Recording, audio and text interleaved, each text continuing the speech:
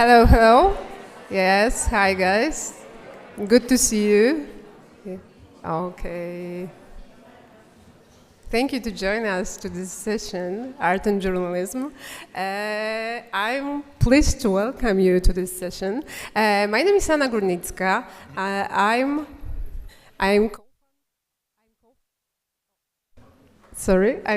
co-founder and editor-in-chief of Outriders. Outriders is Polish media startups based in Warsaw, Poland, and for us, we are a not-profit organization and covering global issues with having a local impact. Global issues, I mean migration, war, conflicts, climate changes, everything what is interesting for our Polish audience. We are a storytelling collective and combine art and journalism. Why we organize this session as well. And where I am, okay, give me a second, I'm back. Yep. So that shortly, we are publish Outriders magazine, sent via email once a week. We publish podcasts, and we are really focused on interactive multimedia stories and experiment with comic, with different form of technology. And this year, we are open in Warsaw, the Physically Club, that's our venue, where they organize exhibitions, meeting, events, and try to covering art and journalism physically in this place. Yeah, I show you a little because I have only 1 minute for that. And yeah, that's our club. And guys, I would like to introduce our amazing speakers. And Florence Martin-Kessler is a founder and CEO of Life magazine, a journalism show in 6 countries and 70 cities in Europe, labeled Press Innovation of the Year by the 2015. Hello, Florence. Yes, definitely. Yeah. Adam Kuzycz-Berezowski is a theater, television, and I have problem with mic? No, it's okay, just a little further. Yeah, okay. And film actor, director, improviser, graduate of the Ludwik Solski State School of Performing Arts in Krakow. Since 2007, he has been permanently affiliated with the Contemporary Theatre in Szczecin, Poland. Hi, Adam.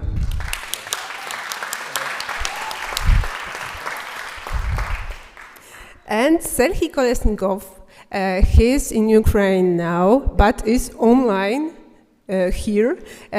He's a co-founder and editor-in-chief of Shotam, a Kyiv-based media outlet and co-founder of the NGO Icebreaker. A positive news believer, he is a well-known media experimenter. So, yes, Serhii, where are you? Hey, do you hear me well? Yes! Hey, thank you for having me here. Thank you for the invitation, Anna. Okay, so let's start, and that's the good time for talking about journalism and show you something, and the Florence will be the first. So thank you for the introduction, Anna. So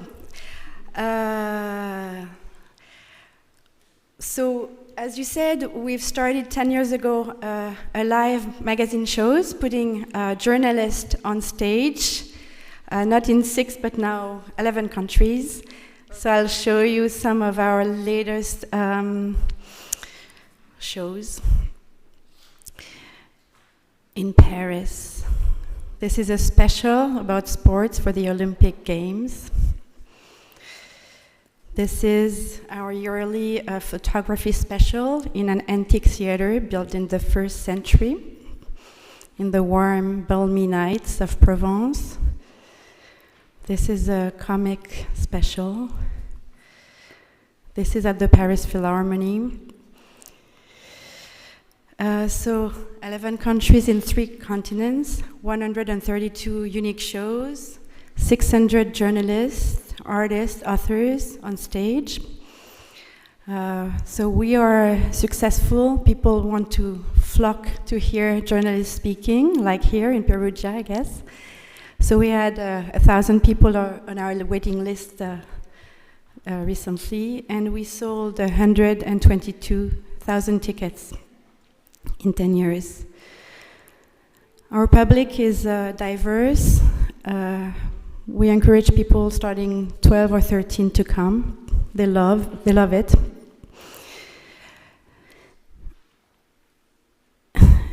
Our audience is great. We had some Finns recently coming to the show, and they said that the French, they know how to clap. So, crowds like you just were outside. And we send journalists into classroom. We have a government-sponsored media literacy program that has been big, pretty much. On stage, we have journalists, mostly. We do a few memoirs, but mostly it's professionals of storytelling and reporting. The idea is reported stories told live. We have a very diverse array of talented people. We do love the diversity and the audience as well. So we would have a podcast. And this is we have a big screen on stage, so people actually read, so it's not an exercise in eloquence. You can be terrified. Photographers.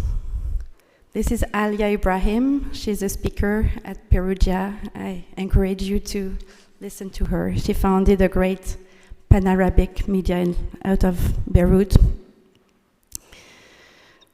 A Dataviz star we love.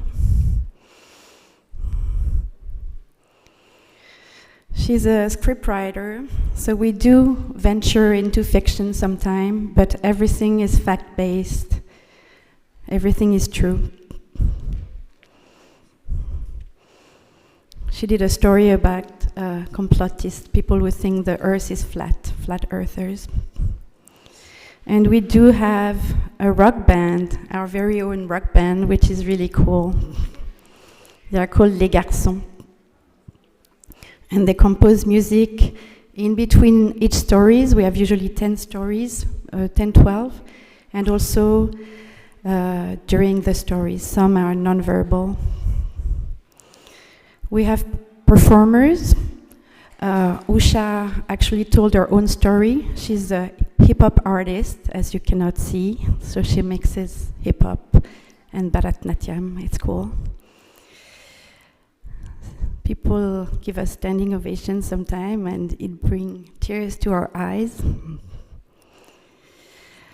We play in bigger and bigger venues. We kind of make it a bit into the closed theater world. We do partner with media. This is a Financial Times special with René Kaplan, also a speaker in Perugia.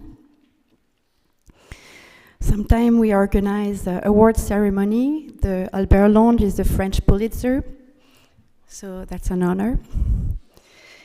This is at the Paris City Hall. We're going to do a new show here for the opening of the French Olympics in July. So we do collaborate with all kind of partners all over. Sometime in Africa, in Northern Africa. We do have revenues. We just have a very small money from the government, subsidies, so we do things for corporations. It's 25% of our revenue. We have €1 million in revenue this year. We also diversified. We produced a very successful podcast. We did one issue of a print magazine. We also do things in museum, takeaway shows. We're starting a fact-based stand-up. We're very excited about that, about an investigation about worldwide Buddhism and sexual scandals. And the media literacy program I told you, which touched 9,000 students and sent, I think, almost 200 journalists in classrooms. We pay also everybody who comes on our stage, of course, including the journalists sent into classrooms. And I made a little florilège of things we like and we think about, which is one I like is content is king, distribution is King Kong. We make great content, but all of you do, and how to reach people is something we're obsessed about. Andrew Stanton is the Pixar mastermind, and he told us to make us care, so we are really obsessed by that, how to touch 14 years old from the banlieue, as well as more right-wing uncles of mine.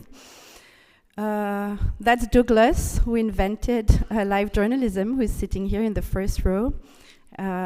Surprising is good, funny is good, and our theme is no theme. It's very important, this last part, because it means that the subject of a story is not maybe the most important, but the way it's told, the metaphor, which is the emotions that it conveys.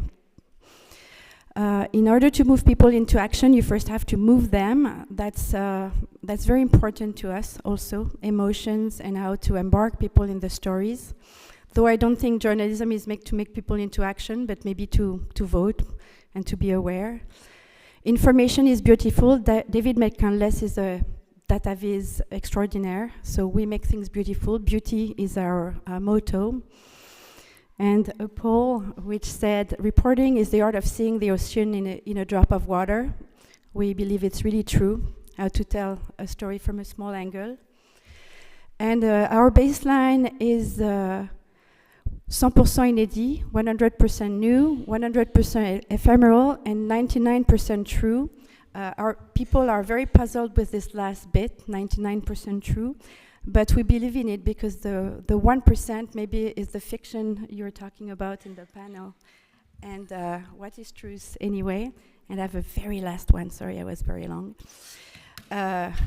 You asked me, Anna, why fiction might indeed be the last component to telling the truth. And I thought this sentence of Nora Ephron, who wrote When Harry Met Sally. As a young journalist, I thought that stories were simply what happened. As a screenwriter, I realized that we create stories by imposing a narrative on the events that happen around us. Merci.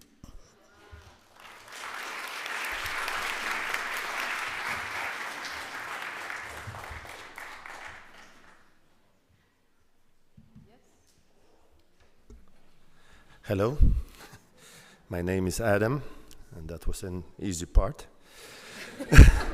Yes, I prepared myself for today, but I'm a bit overwhelmed seeing so many of you guys here, but very grateful.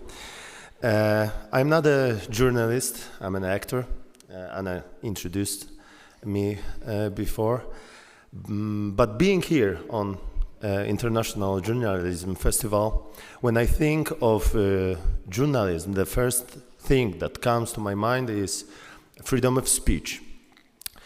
And this freedom of speech was denied throughout last 8 years in Poland, not only to journalists, but also to artists, and maybe especially to artists of theater. And I'm proud to represent today my theater, contemporary theater in Szczecin, that was among few institutions of culture in Poland that fought really strongly for freedom in speech throughout that tough years. And not only for freedom of speech, but also for individual freedom and rights of citizens in Poland, especially for that groups that were abused by our happily late government, like the society of LGBTQ+. And At the time that sexual education was abolished from Polish schools, it is our theater that created performance named Sexual Education to fulfill that gap. And it was a huge thing for young people in Poland. And in face of systematic catastrophe in Polish child psychiatry system and tragic statistics of minors committing suicide and attempting to commit suicide in Poland. Poland is on second place in Europe after Germany, being Germany is twice as big as Poland when it comes to number of citizens. So you can just imagine. In face of that facts, we understood and felt that we need to take also part in that in bringing that discussion about this condition of psychiatry in Poland, child psychiatry in Poland, to life. And our artistic director, Jakub Skrzybanek, brought to life Spartacus. Spartacus, the performance, full name is Spartacus, Love in Times of Plague. And the plague in the title is the society of LGBTQ+. And he based that play on Janusz Schwertner's reports,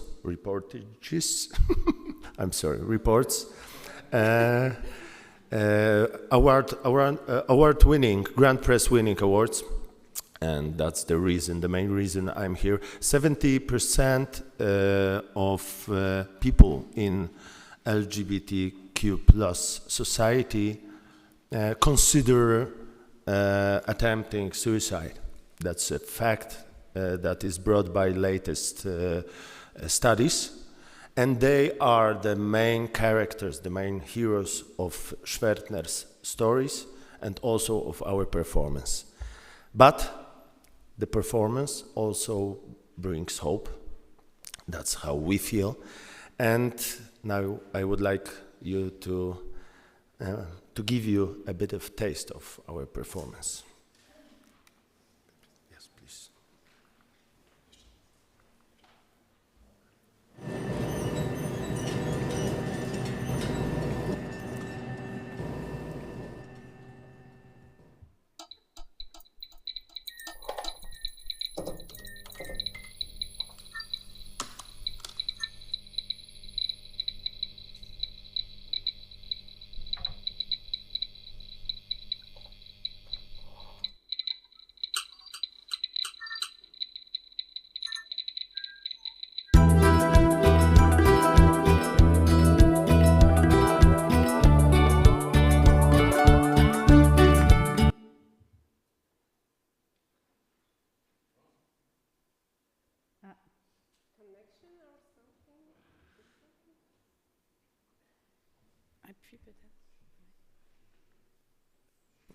Yeah, smaller taste than I thought. Yeah. There's a bit more, but then I can describe you what's next. Yeah, but you can see it on the photo right now. I'll try. Hold on. You talk. I will talk. Okay, I can talk. So what's up? Adam Bodnar, who is right now the Ministry of Justice in Poland, at the time he was a spokesman of citizens' rights. He said one thing: we need to shout about the condition of Polish child psychiatry. And this performance is our artistic shout, but we didn't want only to shout about it. We had a dream. We had a dream of a different world, of different country, a country where everybody is equal, no matter of his or sexual orientation, and a country where everybody has the same rights. So we create opportunity for the people from LGBTQ plus society to get married on the stage in front of the audience. And what happened? A magic happened because through that fact, through the fact of them getting married on the stage in front of the audience, this dream became reality every evening, and evening after evening after evening when we played this performance. That's what I wanted to say.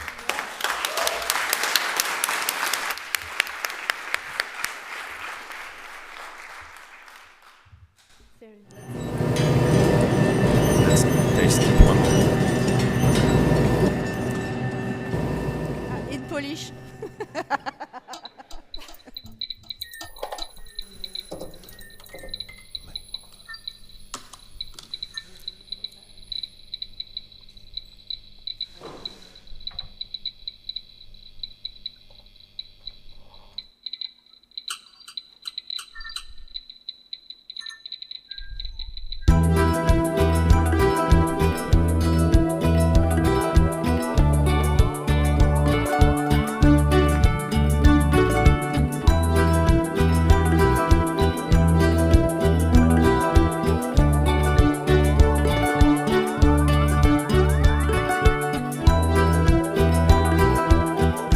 From the terrace of my view, shine my moonlight avenue. All around shadows of you, shine my moonshine avenue. Czy wyrażacie wolę wstąpienia w związek małżeński, mimo iż nie jesteście parą heteronormatywną? Oczywiście, że tak. Ogłaszam, że związek małżeński pomiędzy Olą i Ines został zawarty. From the terrace of my view, shine my moonlight avenue. All around shadows of you, shine my moonshine avenue.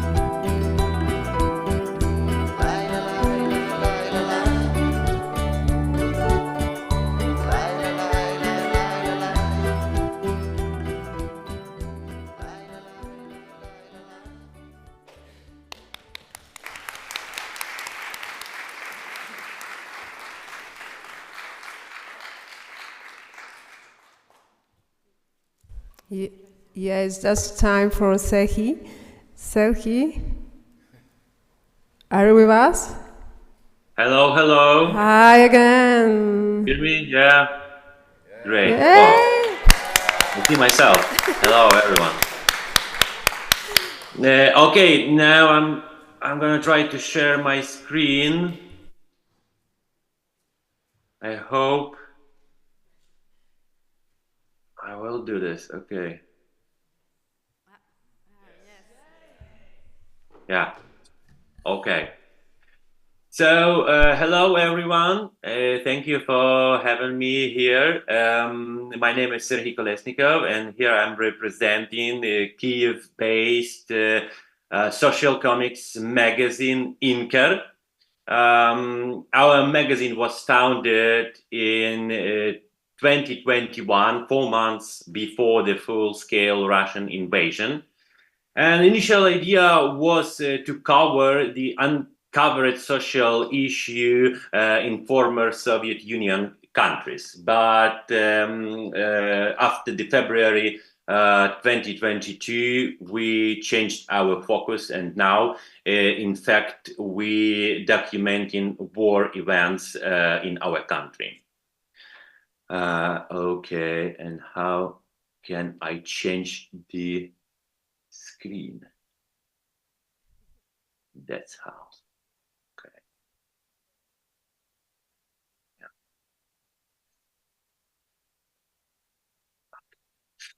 We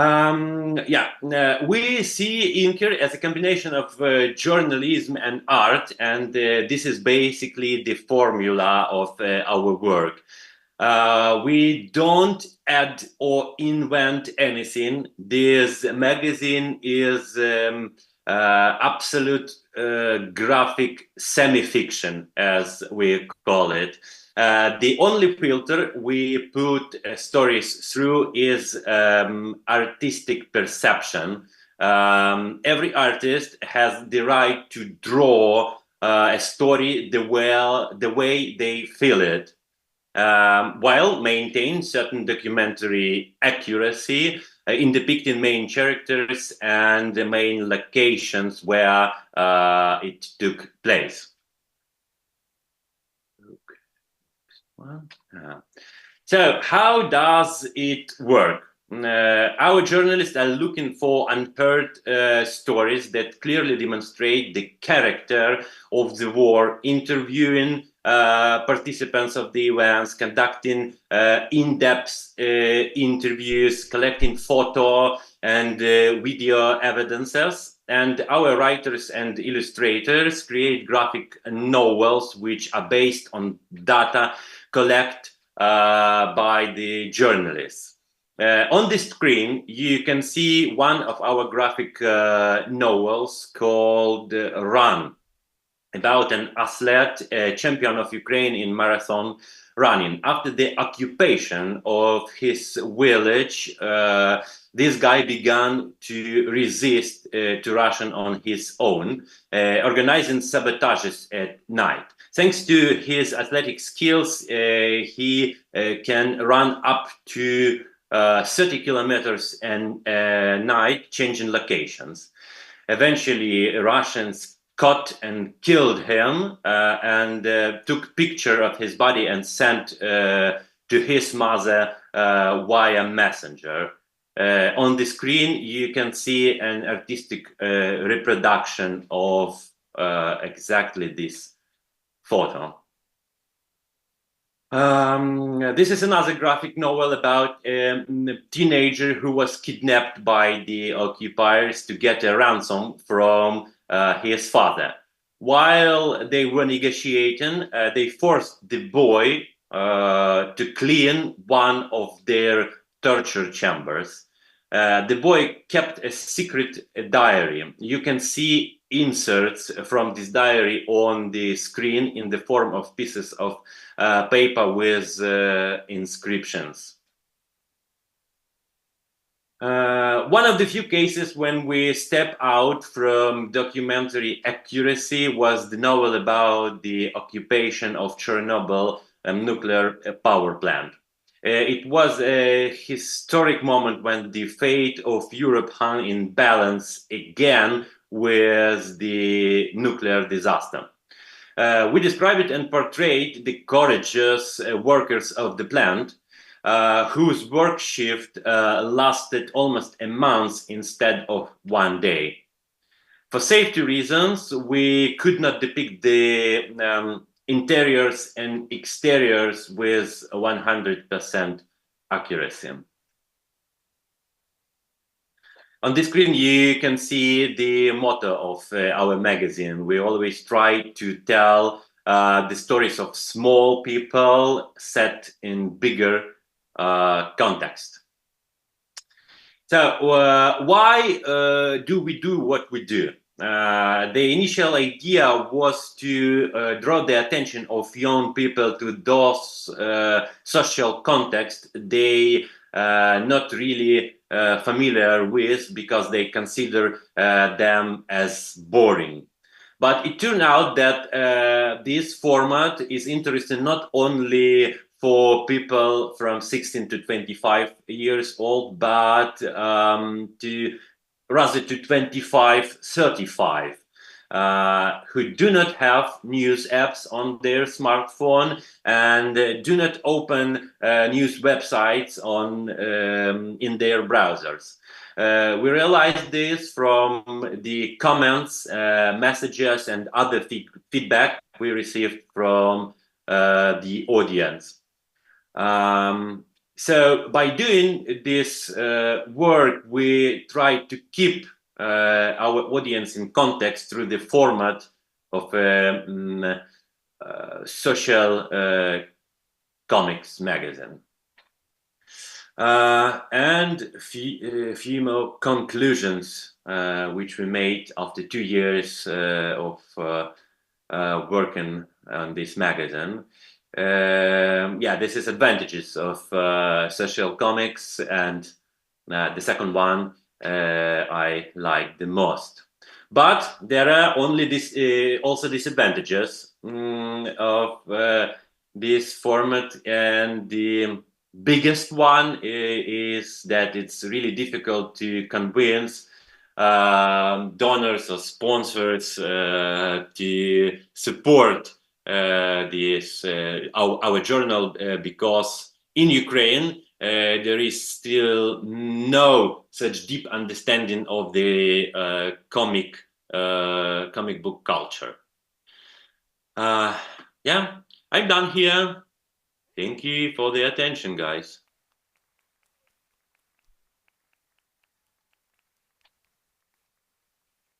I hope you heard me. Yeah. How to comment, but Serhi, if we have you, maybe the question for you, why are journalists and your team looking for new form of storytelling? Partially I answered this question already. The biggest challenge we face now is the news avoidance. So especially young population do not want to deal with all this hard news stuff. Even here in Ukraine, I know a lot of people who do not install any news applications on their phone and do not read the news because they are overwhelming. But this semi-fiction format, as we call it, can attract this interest and can win this audience back. So that's why we are experimenting with this, and so far our experiment proved to be quite successful. Florence, the question for you.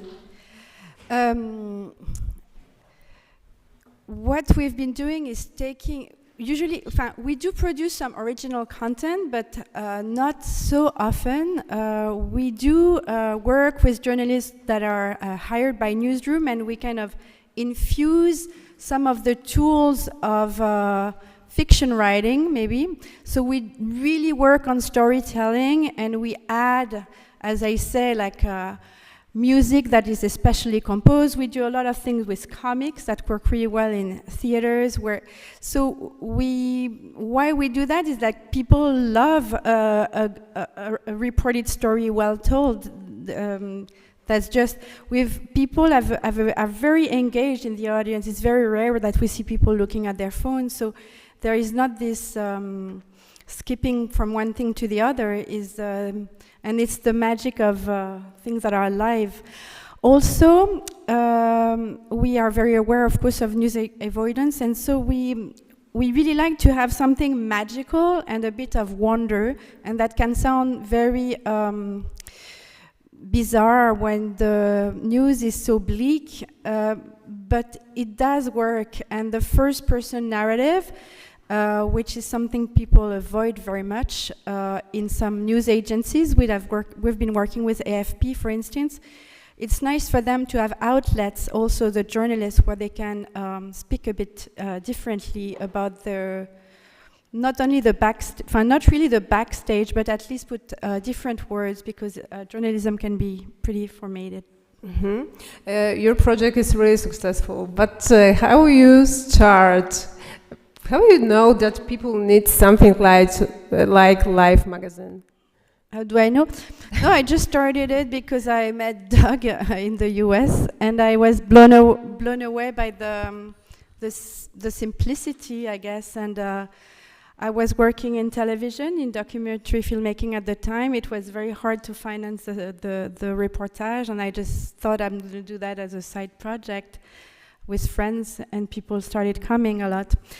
And I read in the, and also there's a lot of conferences here about AI, and I was reading in the New York Times last week that an interview by Axios founder, and I thought it was pretty smart. He said, I wrote it for you guys, so it's Jim van den Heij, AI will eviscerate the weak, the ordinary, the unprepared. We're living a fundamental shift that is even more profound than from print to digital. And he's launching Axios, he's raising a lot of money to put it into live events and live journalism. And this connection is very important, I guess, and it's working very well.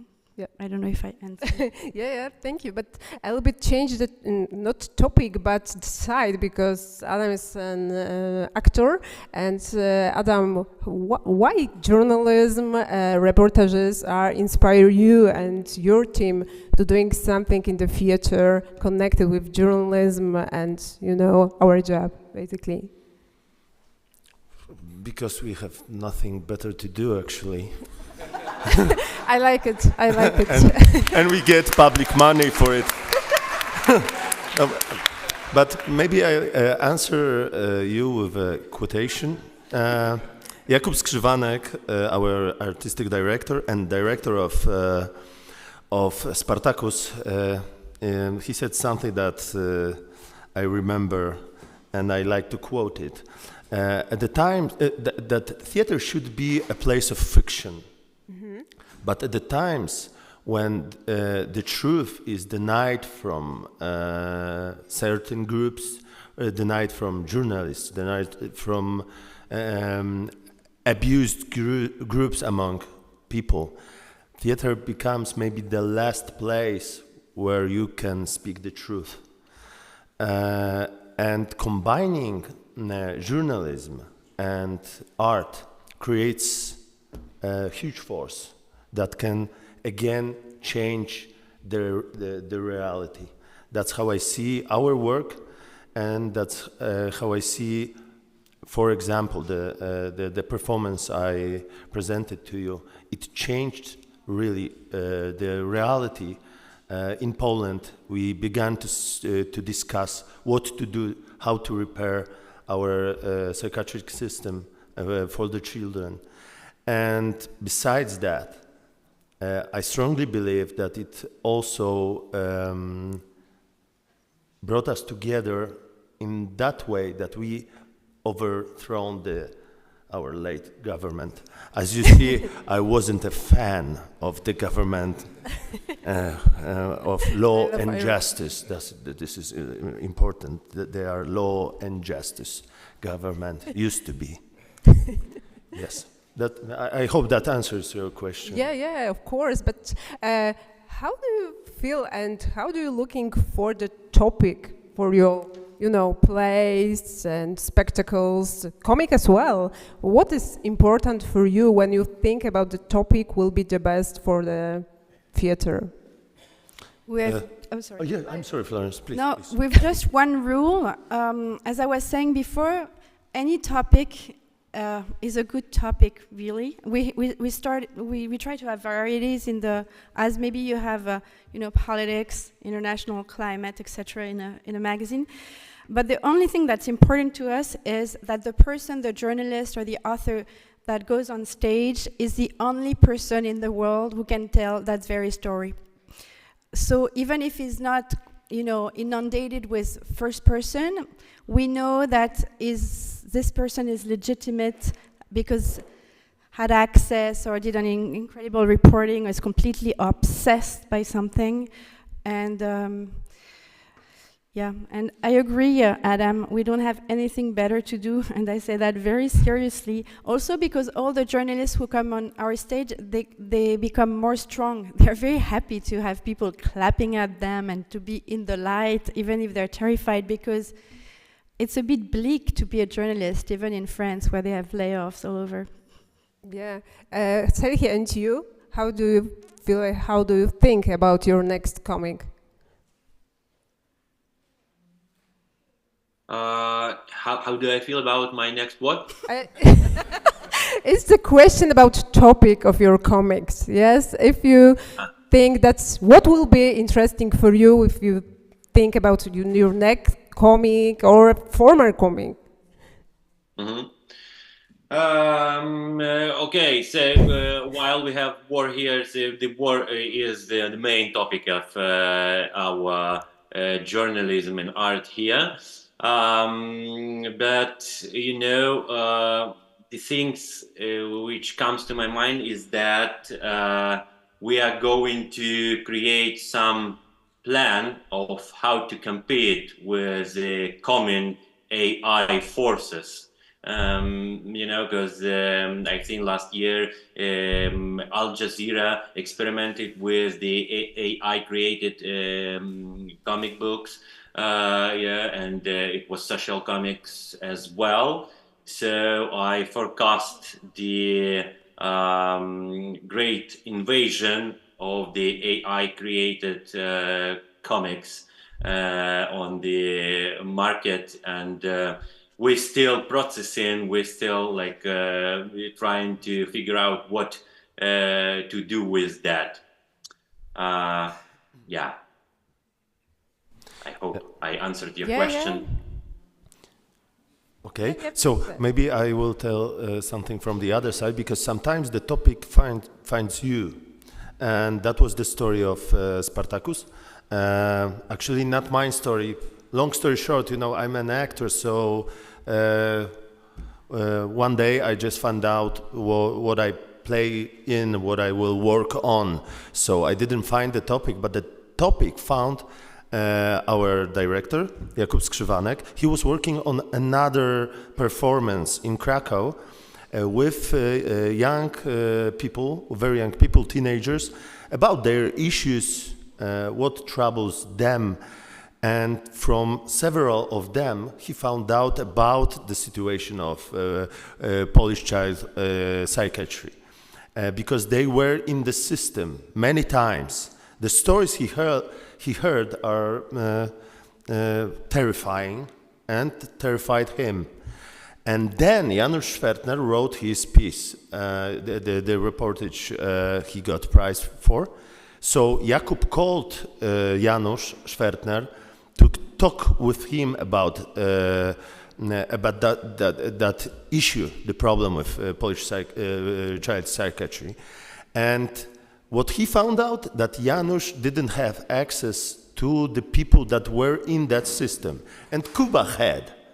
So he connected Janusz Schwertner with the teenagers he was working with, and then Janusz Schwertner wrote the next reportage called Pyjamas. I think Pyjamas, I'm sorry, yes, Pyjamas.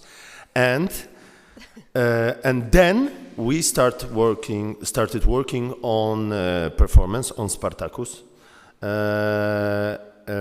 Funny thing, maybe not as funny, it was funny for us that we thought that we will be making the story of Spartacus. And friends from my theater thought that maybe I will play Spartacus because I'm a bit big.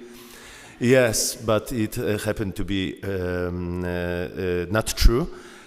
But there is another thing, and it's also very tough for us, because one of the teenagers was Martyna. Martyna was the one Kuba was working with in Krakow, and then her story is the main story of the Pyjamas report by Janusz Schwertner, and she was also consulting with us the story we took to Spartacus to recreate in Spartacus.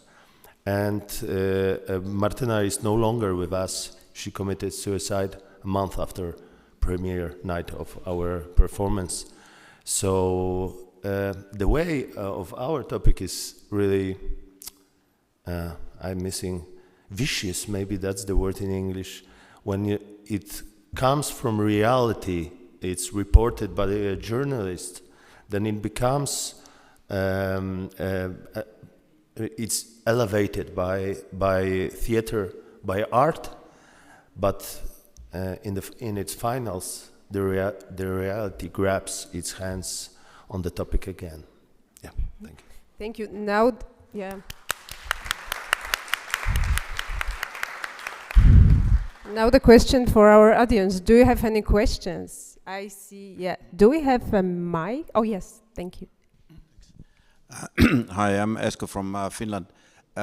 My question is, in Finland we had a theater group that had doing what they called documentary theater, and they had a lot of scenes with politicians and business leaders speaking, and every single line was either from the interviews that that the theater group did, or from documents, and it was very specific.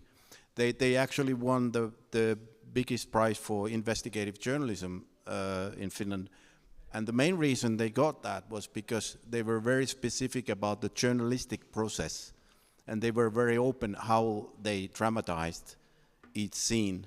So my question is, how do you make sure that the audience, whether they're reading a comic book or seeing a play or whatever, they can know that this is based on journalistic criteria in a way, and not just fiction based on true story? Yes. For us, people know we tell it again and again, and also we refact check everything. We have editors, we refact check everything. So if we work with artists or memoirists, we will go through our a copy, like a process, like as a newspaper. We check, we fact check, we recheck, and they know that. Also, we always exactly explain who are the people on stage in the programs, so people exactly know where they speak, and that's very important for us, as this transparency over objectivity is also one of our things we believe very strongly. So we take a long time to explain who they are, and it's very clear that everything is 100% true, or 99%. Yeah. Okay. Hi, I'm Rachel from Deutsche Welle, and I'm very much interested in the comics, and I just want to understand how you measure the impact that is created after the young people view this kind of art. Serhi? Yeah, thank you for the question. So we, as I said, we have this mixed format. We publish our comic books online, and some of them we print. So we are able to get a feedback from the audience, like via comments, messages, and even telephone calls. Yeah, some of our audience representatives send us their own created comics as a response to our graphic novels, which they read. So this kind of online format of online publication gives us this privilege to receive the direct feedback from the audience. And in terms of long-lasting impact, that's a really good question, but I think there is no media outlet except of maybe the Deutsche Welle and another gigantic media outlets who can really trace the long-lasting impact of their publications, given that we started to work only 2 years ago. Yeah. Yes, thank you. Maybe last question. Do we have time for last question? No, no time for this. Okay, thank you so much to our panelists. And Thank you. yeah.